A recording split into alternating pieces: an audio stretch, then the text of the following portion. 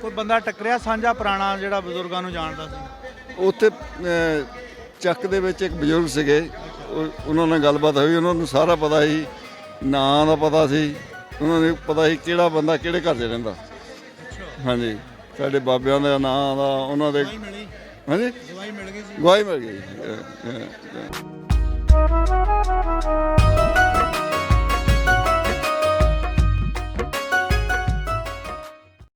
अस्सलाम वालेकुम, सत श्री अकाल, प्रणाम दोस्तों। ਅੱਜ ਅਸੀਂ ਪਹੁੰਚੇ ਹਾਂ ਨਨਕਾਣਾ ਸਾਹਿਬ ਜਨਮ ਅਸਥਾਨ। ਇੱਥੇ 594 ਗੁਰਪੁਰਬ ਦੀਆਂ ਤਿਆਰੀਆਂ ਜਿਹੜੀਆਂ ਜ਼ੋਰੋ ਸ਼ੋਰ ਦੇ ਨਾਲ ਜਾਰੀ ਆ ਤੇ ਲਹਿੰਦੇ ਚੜ੍ਹਦੇ ਪੰਜਾਬ ਤੋਂ ਪੂਰੇ ਪਾਕਿਸਤਾਨ ਤੋਂ ਲੋਕ ਇੱਥੇ ਆਏ ਹੋਏ ਆ। ਦੁਨੀਆ ਦੇ ਹੋਰ ਮੁਲਕਾਂ ਵਿੱਚੋਂ ਜਿੱਥੇ ਜਿੱਥੇ ਪੰਜਾਬੀ ਵੱਸਦੇ ਆ ਇੱਥੇ ਆਏ ਆ। ਸਾਡੇ ਨਾਲ ਅੱਜ ਰਾਜਪਾਲ ਸਿੰਘ ਕੈਨੇਡਾ ਤੋਂ ਜਿਹੜੇ ਆਪਣਾ ਬਿਲੋਂਗ ਕਰਦੇ ਆ ਉਹ ਸਾਡੇ ਨਾਲ ਮੌਜੂਦ ਨੇ। ਇਹਨਾਂ ਦਾ ਪਿੰਡ ਵੀ ਪਾਕਿਸਤਾਨ ਦੇ ਵਿੱਚ ਹੈ, ਇਹਨਾਂ ਨੇ ਆਪਣਾ ਪਿੰਡ ਵੀ ਵੇਖਿਆ ਆ। ਇਹਨਾਂ ਨਾਲ ਗੱਲਬਾਤ ਕਰਦੇ ਹਾਂ ਕਿ ਇਹਨਾਂ ਨੂੰ ਪਾਕਿਸਤਾਨ ਆ ਕੇ ਕਿਹੋ ਜਿਹਾ ਲੱਗਾ ਜੀ। ਵੈਲਕਮ ਕਰਦੇ ਹਾਂ ਜੀ ਪਹਿਲੇ ਤਾਂ ਤੁਹਾਨੂੰ ਜੀ ਆਇਆਂ ਨੂੰ। ਸ਼ੁਕਰੀਆ ਜੀ। ਰਾਜਪਾਲ ਸਿੰਘ ਤੁਹਾਡਾ ਨਾਮ ਆ ਜੀ, ਤੇ ਤੁਸੀਂ ਪਾਕਿਸਤਾਨ 'ਚ ਕਿਹੜੇ ਪਿੰਡ ਤੋਂ ਬਿਲੋਂਗ ਕਰਦੇ ਹੋ? ਚੱਕ 268 ਡਿਸਟ੍ਰਿਕਟ ਲਾਇਲਪੁਰ। ਅੱਛਾ, ਡਿਸਕੋਟ ਦੇ ਕੋਲ ਹੈਗਾ। ਪੰਡੋਰੀ। ਪੰਡੋਰੀ। ਪੰਡੋਰੀ ਪੱਕੀ ਪੰਡੋਰੀ। ਹਾਂਜੀ। ਅੱਛਾ, ਜਦੋਂ ਤੁਸੀਂ ਪਾਕਿਸਤਾਨ ਆਏ ਆ ਇੱਥੇ ਆ ਕੇ ਮੂਡ ਜ਼ਿਹਨ ਬਣਿਆ ਜਾਂ ਪਹਿਲੇ ਸੀ ਸੋਚਿਆ ਸੀ ਵੀ ਜਾਣਾ ਆ? ਬੇਸਿਕਲੀ ਮੈਂ ਆਇਆ ਇਸ ਕੰਮ ਸੀ। ਅੱਛਾ, ਬਾਕੀ ਸਾਰਾ ਕੋਈ ਬੋਨਸ ਆ। ਹਾਂਜੀ। ਤੁਹਾਨੂੰ ਪਿੰਡ ਲੈ ਕੇ ਗਏ ਬੰਦੇ, ਤੁਹਾਨੂੰ ਕਿਹੋ ਜਿਹਾ ਲੱਗਾ ਜਦੋਂ ਪਿੰਡ ਵਾਲਿਆਂ ਨੇ ਤੁਹਾਡਾ ਇਸਤਕਬਾਲ ਕੀਤਾ? ਬੜੇ ਅੱਛਾ ਲੱਗਾ ਜੀ, ਕਿਉਂਕਿ ਉਹ ਇੱਕਦਮ ਕਿਸੇ ਨੂੰ ਪਤਾ ਨਹੀਂ ਸੀ, ਪਰ ਉਹ ਇੰਸੀਡੈਂਟਲੀ ਤਕਰੀਬਨ ਸਾਰਾ ਪਿੰਡ ਇਕੱਠਾ ਹੋ ਗਿਆ। ਛਾਪਾ ਮਾਰਿਆ ਪਿੰਡ ਹੈ। ਹਾਂਜੀ, ਛਾਪੇ ਮਾਰਿਆ। ਬਿਲਕੁਲ। ਇਹ ਜੋ ਬਜ਼ੁਰਗਾਂ ਤੋਂ ਸੁਣਿਆ ਸੀ ਪਿੰਡ ਬਾਰੇ, ਤੇ ਉਹ ਜਦੋਂ ਤੁਸੀਂ ਆਪਣੀਆਂ ਅੱਖਾਂ ਨਾਲ ਦੇਖਿਆ, ਇੱਕ ਬੰਦੇ ਦੇ ਸਕੈਚ ਬਣ ਜਾਂਦਾ ਜ਼ਿਹਨ ਦੇ ਵਿੱਚ, ਤੇ ਕਿੰਨਾ ਕੁ ਫਰਕ ਸੀਗਾ? ਉਹਦੇ ਨਾਲ ਤਾਂ ਫਰਕ ਹੀ ਹੋਣਾ, ਨੈਚੁਰਲੀ ਹੋਣਾ ਹੀ ਸੀ। ਹਰੇਕ ਜਗ੍ਹਾ ਫਰਕ ਪੈਂਦਾ, ਪਿਛਲੇ ਡਿਵੈਲਪਮੈਂਟ ਹੋ ਜਾਂਦੀ ਆ, ਪਰ ਉਹ ਜਿਹੜੀ ਉਹਨਾਂ ਦਾ ਸੀਗਾ ਉਹ ਡਿਫਰੈਂਟ ਸੀਗਾ। ਜੋ ਕੋਈ ਦੱਸਦੇ ਸੀ ਇੱਥੇ ਆ ਕੇ ਨੈਚੁਰਲੀ, ਇਹ ਤਾਂ ਨੈਚੁਰਲੀ ਹੋਣਾ ਹੀ ਹੋਣਾ ਸੀ। ਹਾਂਜੀ ਹਾਂਜੀ। ਕੋਈ ਬੰਦਾ ਟੱਕਰਿਆ ਸਾਂਝਾ ਪੁਰਾਣਾ ਜਿਹੜਾ ਬਜ਼ੁਰਗਾਂ ਨੂੰ ਜਾਣਦਾ ਸੀ? ਉੱਥੇ ਚੱਕ ਦੇ ਵਿੱਚ ਇੱਕ ਬਜ਼ੁਰਗ ਸੀਗੇ, ਉਹਨਾਂ ਨਾਲ ਗੱਲਬਾਤ ਹੋਈ। ਉਹਨਾਂ ਨੂੰ ਸਾਰਾ ਪਤਾ ਸੀ, ਨਾਂ ਦਾ ਪਤਾ ਸੀ, ਉਹਨਾਂ ਨੂੰ ਪਤਾ ਸੀ ਕਿਹੜਾ ਬੰਦਾ ਕਿਹੜੇ ਘਰ 'ਚ ਰਹਿੰਦਾ। ਹਾਂਜੀ, ਸਾਡੇ ਬਾਬਿਆਂ ਦਾ ਨਾਂ ਦਾ ਉਹਨਾਂ ਦੇ। ਹਾਂਜੀ, ਦਵਾਈ ਮਿਲ ਗਈ ਸੀ। ਗਵਾਹੀ ਮਿਲ ਗਈ। ਜਦੋਂ ਤੁਸੀਂ ਇੱਕ ਐਸੇ ਬੰਦੇ ਦੇ ਮੂੰਹ ਆਪਣੇ ਬਜ਼ੁਰਗਾਂ ਦਾ ਨਾਂ ਸੁਣਦੇ ਆ ਜਿਨ੍ਹਾਂ ਨੂੰ ਤੁਸੀਂ ਦੇਖਿਆ ਨਹੀਂ, ਤੁਸੀਂ ਜਾਣਦੇ ਨਹੀਂ, ਤੇ ਉਹ ਫਿਰ ਤੁਹਾਨੂੰ ਕਿਹੋ ਜਿਹਾ ਫੀਲ ਹੋਇਆ? ਝੁਣਝਣੀ ਜਿਹੀ ਤਾਂ ਆਈ ਹੋਣੀ ਹੈ। ਨੈਚੁਰਲੀ ਮੈਂ ਐਕਸਪੈਕਟ ਨਹੀਂ ਕੀਤਾ ਵੀ ਉੱਥੇ ਕੋਈ ਉਹਨਾਂ ਨੂੰ ਜਾਣਨ ਵਾਲਾ ਬੰਦਾ ਹੋਊਗਾ, ਪਰ ਉਹ ਭਾਈ ਸਾਹਿਬ ਉਹਨਾਂ ਨੂੰ ਸਾਰਾ ਪਤਾ ਸੀ। ਉਹ ਵੀ ਦੱਸਦੇ ਇੱਥੇ ਚੁਬਾਰਾ ਹੁੰਦਾ ਸੀ, ਉਹ ਚੁਬਾਰਾ ਹੁਣ ਹੈ ਨਹੀਂ। ਇੱਥੇ ਆਹ ਹੁੰਦਾ ਸੀ, ਉਹ ਵੀ ਹੈ ਨਹੀਂ। ਥੜਾ ਸੀ ਉਹ। ਚਲੋ, ਉਹ ਤਾਂ ਮੈਨੂੰ ਨਹੀਂ ਪਤਾ ਸੀਗਾ ਵੀ ਕੀ ਸੀਗਾ ਉੱਦਾਂ, ਪਰ ਇਹ ਸੁਣਿਆ ਸੀਗਾ ਵੀ ਪਿੰਡ ਆਪਣਾ ਬਾਵਾ ਬੜਾ ਸੀ। ਨਹੀਂ, ਛੋਟਾ ਸਾਡੇ ਆਪਣੇ ਪਰਿਵਾਰ ਸੀ। ਹਾਂਜੀ। ਨਹੀਂ, ਹੁਣ ਜਿਹੜਾ ਮੌਜੂਦਾ ਆ ਹੁਣ ਉਹ ਮੈਨੂੰ ਪਹਿਲਾਂ ਤਾਂ ਮੈਂ ਦੇਖਿਆ ਨਹੀਂ, ਮੈਨੂੰ ਪਤਾ ਨਹੀਂ। ਨਹੀਂ, ਉਹਦਾ ਆਬਾਦੀ ਦੇ ਲਿਹਾਜ਼ ਨਾਲ ਕਾਫੀ ਬੜਾ ਹੋਣਾ ਪਿੰਡ। ਨਹੀਂ, ਛੋਟਾ ਹੀ ਆ। ਹਾਂ, ਅਸੀਂ ਵਾਕ ਕਰਕੇ ਗਏ ਸੀ ਪਿੰਡ ਦੇ ਵਿੱਚ ਦੀ, ਤਾਂ ਨਹੀਂ ਬਹੁਤਾ ਵੱਡਾ ਨਹੀਂਗਾ। ਹਾਂਜੀ। ਤੇ ਆਪਾਂ ਚੜ੍ਹਦੇ ਪੰਜਾਬ ਜਦੋਂ ਉੱਥੇ ਜਾ ਕੇ ਵਸੇ, ਕਿਹੜੇ ਪਿੰਡ 'ਚ ਵਸੇ? ਉੱਥੇ ਸਾਡੇ ਦਾਰਾਪੁਰ ਹੈਗਾ, ਜਲੰਧਰ ਡਿਸਟ੍ਰਿਕਟ ਦੇ ਵਿੱਚ। ਉੱਥੇ ਸਾਨੂੰ ਅਲਾਟਮੈਂਟ ਹੋਈ ਸੀ। ਤਹਿਸੀਲ ਕਿਹੜੀ ਸੀ?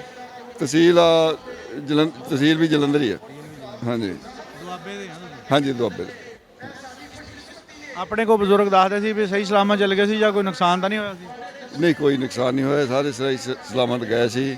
ਸਾਡੇ ਕੋਈ ਰਿਸ਼ਤੇਦਾਰ ਸੀਗੇ, ਜਿੱਦਾਂ ਉਹਨਾਂ ਦਾ ਦੱਸਣ ਦੇ ਮੁਤਾਬਕ ਉਹ ਮਿਲਟਰੀ ਦੇ ਵਿੱਚ ਸੀ। ਉਹ ਮਿਲਟਰੀ ਟਰੱਕ ਲੈ ਕੇ ਆਏ ਸੀ, ਸਾਰੇ ਪਰਿਵਾਰ ਨੂੰ ਲੈ ਕੇ, ਤਾਂ ਬਾਰਡਰ ਕ੍ਰਾਸ ਕਰਕੇ। ਨਹੀਂ, ਸਹੀ ਸਲਾਮਤ ਚੱਲ ਗਏ। ਕਦੇ ਕੋਈ ਉਹਨਾਂ ਨੇ ਜਾ ਕੇ ਜਿੱਦਾਂ ਬੰਦਾ ਹੇਰਵਾ ਕਰਦਾ ਵੀ ਸਾਡੀ ਫਲਾਨੀ ਸ਼ੈ ਉੱਥੇ ਰਹਿ ਗਈ, ਜਾਂ ਅਸੀਂ ਫਲਾਨੀ ਸ਼ੈ ਸਾਡੀ ਲਿਆ ਨਹੀਂ ਹੋਈ ਸਾਡੇ ਕੋਲੋਂ? ਮੈਂ ਇੱਦਾਂ ਚੀਜ਼ਾਂ ਦਾ ਨਹੀਂ, ਉੱਦਾਂ ਹੀ ਉਹ ਵੀ ਉੱਥੇ ਇੱਥੇ ਜੰਮੇ ਪਲੇ ਸੀ।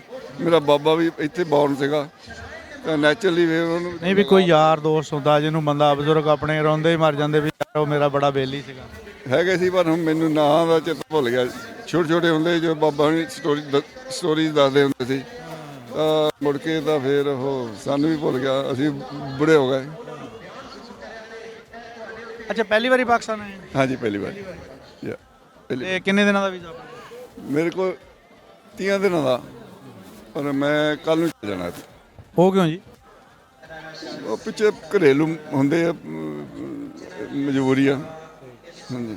ਕਿਸ ਤਰ੍ਹਾਂ ਮਹਿਸੂਸ ਕੀਤਾ ਤੁਸੀਂ ਪਾਕਿਸਤਾਨ ਦੀ ਧਰਤੀ ਤੇ, ਪਾਕਿਸਤਾਨ ਦੇ ਲੋਕਾਂ ਨੂੰ ਮਿਲੇ, ਆਪਣੇ ਪਿੰਡ ਗਏ? ਯਾਨੀ ਤੁਹਾਨੂੰ ਇੱਕ ਬੰਦੇ ਦਾ ਹੁੰਦਾ ਨਾ ਪਰਾਇਆ ਮੁਲਕ ਆ, ਬੇਸ਼ੱਕ ਲੋਕ ਆਪਣੇ ਆ, ਲੇਕਿਨ ਇੱਕ ਮੀਡੀਆ ਨੇ ਬੜਾ ਹੋਰ ਤਰ੍ਹਾਂ ਦਾ ਫੈਲਾਇਆ ਆ। ਮੈਨੂੰ ਤਾਂ ਬੜੇ ਆਪਣਤ ਵਾਲੇ ਬੰਦੇ ਮਿਲੇ, ਜਿਹੜੇ ਵੀ ਮਿਲੇ ਇੱਥੇ। ਮੀਡੀਆ ਦਾ ਚਲੋ ਜੋ ਕੁਝ ਉਹਨਾਂ ਦਾ ਰੋਲ ਹੈਗਾ ਉਹਨਾਂ ਨੇ ਕਰੀ ਜਾਣਾ, ਦੋਹਾਂ ਪਾਸਿਆਂ ਤੋਂ, ਇੱਕ ਪਾਸੇ ਨਹੀਂ। ਮੈਨੂੰ ਤਾਂ ਕੋਈ ਪਤਾ ਮਹਿਸੂਸ। ਅੱਛੀਆਂ ਯਾਦਾਂ ਲੈ ਕੇ ਜਾ ਰਹੇ ਹੋ? ਬਿਲਕੁਲ ਜੀ, ਬਿਲਕੁਲ। ਪਾਕਿਸਤਾਨ ਬਾਰੇ, ਪਾਕਿਸਤਾਨ ਦੇ ਲੋਕਾਂ ਬਾਰੇ, ਉਧਰ ਚੜ੍ਹਦੇ ਤੇ ਪੰਜਾਬ ਦੇ ਜਿਹੜੇ ਪੰਜਾਬੀ, ਉਹਨਾਂ ਬਾਰੇ ਤੁਸੀਂ ਕੀ ਸੁਨੇਹਾ ਦੇਣਾ ਚਾਹੁੰਦੇ ਕਿ ਫਿਊਚਰ ਦੇ ਵਿੱਚ ਅਸੀਂ ਜਿਸ ਤਰ੍ਹਾਂ ਸਾਡੀ ਤਿਜਾਰਤ ਸਾਂਝੀ ਹੋਣੀ ਚਾਹੀਦੀ ਆ, ਸਾਡੇ ਮਤਲਬ ਇੱਕ ਦੂਜੇ ਨਾਲ ਤਾਲੁਕਾਤ ਅੱਛੇ ਹੋਣੇ ਚਾਹੀਦੇ ਆ? ਬਿਲਕੁਲ ਹੋਣੇ ਚਾਹੀਦੇ ਆ ਜੀ।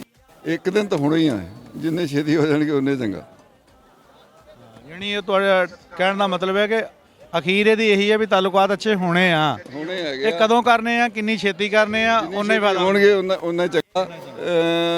ਇਹ ਮੁੜ ਕੇ ਨਾਰਮਲ ਆਉਣ ਨੂੰ ਵੀ ਟਾਈਮ ਲੱਗਣ।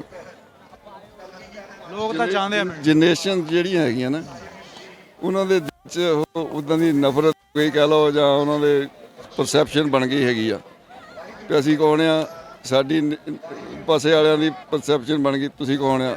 ਉਹ ਕੱਢਣੀ ਪੈਣੀ ਕਿਸੇ ਤਰੀਕੇ ਨਾਲ। ਲੇਕਿਨ ਹੁਣ ਉਹ ਸਫ਼ਰ ਚੱਲ ਪਿਆ ਜਿਹਦੇ ਵਿੱਚ ਨਾ ਇਹ ਚੀਜ਼ਾਂ ਘਟ ਰਹੀਆਂ, ਨਫ਼ਰਤ ਘਟ ਰਹੀ ਆ, ਨੇੜੇ ਹੋ ਰਹੇ, ਦੂਰੀਆਂ ਖਤਮ ਹੋ ਰਹੀਆਂ। ਚੰਗੇ ਦੋਵੇਂ ਧਿਰਾਂ ਚੰਗੀਆਂ ਰਹਿਣਗੀਆਂ ਇਸ ਹਿਸਾਬ ਨਾਲ। ਤੁਸੀਂ ਹੁਣ ਕੈਨੇਡਾ ਰਹਿੰਦੇ, ਅਮਰੀਕਾ, ਕੈਨੇਡਾ, ਬੰਦਾ ਸਵੇਰ ਜਾ ਕੇ ਸ਼ਾਮ ਨੂੰ ਘਰ ਆ ਸਕਦਾ ਆ, ਕੋਈ ਇਦਾਂ ਦਾ ਮਾਹੌਲ ਹੋ ਜਾਵੇ? ਬਿਲਕੁਲ ਜੀ, ਹੋਣਾ ਚਾਹੀਦਾ। ਮੈਂ ਜਿੱਥੇ ਰਹਿਣਾ ਉੱਥੋਂ 10 ਕਿਲੋਮੀਟਰ ਅਮਰੀਕਾ ਦਾ ਬਾਰਡਰ ਆ। ਤੁਸੀਂ, ਤੁਹਾਡੇ ਕੋਲ ਆਈਡੀ ਚਾਹੀਦੀ ਆ, just go and come back. ਮਤਲਬ ਕਿ ਇਦਾਂ ਮਿਸਾਲ ਮੌਜੂਦ ਆ ਵੀ ਲੋਕ ਇਦਾਂ ਆ ਜਾ ਲੈਂਦੇ ਆ ਇੱਕ ਦੂਜੇ ਦੇ ਮੁਲਕਾਂ 'ਚ, ਤੇ ਆਪਾਂ ਨੂੰ ਕੀ, ਆਪਾਂ ਵੀ ਤਾਂ ਇਦਾਂ ਕਰ ਹੀ ਸਕਦੇ ਆ? ਕਰ ਸਕਦੇ ਆ। ਮੈਂ ਤਾਂ ਇਸ ਗੱਲ ਦੇ ਵਿੱਚ ਖੁਸ਼ ਹੋਊਂਗਾ ਕਿ ਹੋਣਾ ਚਾਹੀਦਾ। ਪਰ ਹੁਣ ਇਹ ਗੌਰਮੈਂਟਾਂ ਜਿਹੜੀਆਂ ਹੈਗੀਆਂ, ਉਹਨਾਂ ਦੇ ਆਪਣੇ ਏਜੰਡੇ ਹੁੰਦੇ ਹੈਗੇ ਆ ਦੋਹਾਂ ਪਾਸਿਆਂ ਤੋਂ, ਇੱਕ ਪਾਸੇ ਨਹੀਂਗਾ। ਮੈਂ ਦੋਹਾਂ ਪਾਸਿਆਂ ਦੇ ਕਸੂਰ ਹੈਗਾ। ਲੋਕਾਂ ਨੂੰ ਤੇ ਬਾਕੀ ਗੌਰਮੈਂਟਾਂ ਵੀ ਆਵਾਮ ਦੇ ਨਾਲ ਹੀ ਹੁੰਦੀਆਂ ਜੀ, ਆਵਾਮ ਹੀ ਗੌਰਮੈਂਟਾਂ ਨੂੰ ਚੁਣਦੀ ਆ, ਤੇ ਮੈਂ ਸਮਝਦਾ ਕਿ ਉਹਨਾਂ ਨੂੰ ਵੀ ਚਾਹੀਦਾ ਆ ਕਿ ਉਹ ਫੈਸਲੇ ਕਰਨ ਜਿਹਦੇ ਵਿੱਚ ਆਵਾਮ ਦਾ ਫਾਇਦਾ ਆ। ਆਪਣੀ ਜਿਹੜੀ ਇੱਕ ਨਫ਼ਰਤ ਜਾਂ ਆਪਣੀ ਇੱਕ ਜਿਹੜੀ ਸਿਹਤ ਦਾ, ਉਹਦੇ ਵਿੱਚ ਨੁਕਸਾਨ ਤੇ ਸਰਾਸਰ ਜਿਹੜਾ ਨਾ ਉਹ ਆਵਾਮ ਦਾ ਹੀ ਹੋ ਰਿਹਾ। ਆਵਾਮ ਦੇ ਬਿਲਕੁਲ ਹੋ ਰਿਹਾ ਜੀ, ਬਿਲਕੁਲ। ਤਾਂ ਇਹ 'ਚ ਹੁਣ ਮੈਂ ਤਾਂ ਕੈਨੇਡੀਅਨ ਸਿਟੀਜ਼ਨ ਹੈਗਾ, ਪਰ ਦੁੱਖ ਲੱਗਦਾ ਸਿਚੁਏਸ਼ਨ ਦੇਖ ਕੇ। ਹਾਂਜੀ, ਕਿਉਂਕਿ ਤੁਸੀਂ ਉਹਨਾਂ ਮੁਲਕਾਂ 'ਚ ਰਹਿੰਦੇ ਜਿੱਥੇ ਇਨਸਾਨੀਅਤ ਜ਼ਿੰਦਾ ਆ, ਇਨਸਾਨੀਅਤ ਨੂੰ ਬਹੁਤਾ ਤਰਜੀਹ ਬਿਲਕੁਲ ਇੰਡੀਵਿਜੂਅਲ ਰਾਈਟਸ ਜਿਹੜੇ ਹੈਗੇ ਆ ਨਾ, ਉਹ ਦੈਟਸ ਨੰਬਰ 1।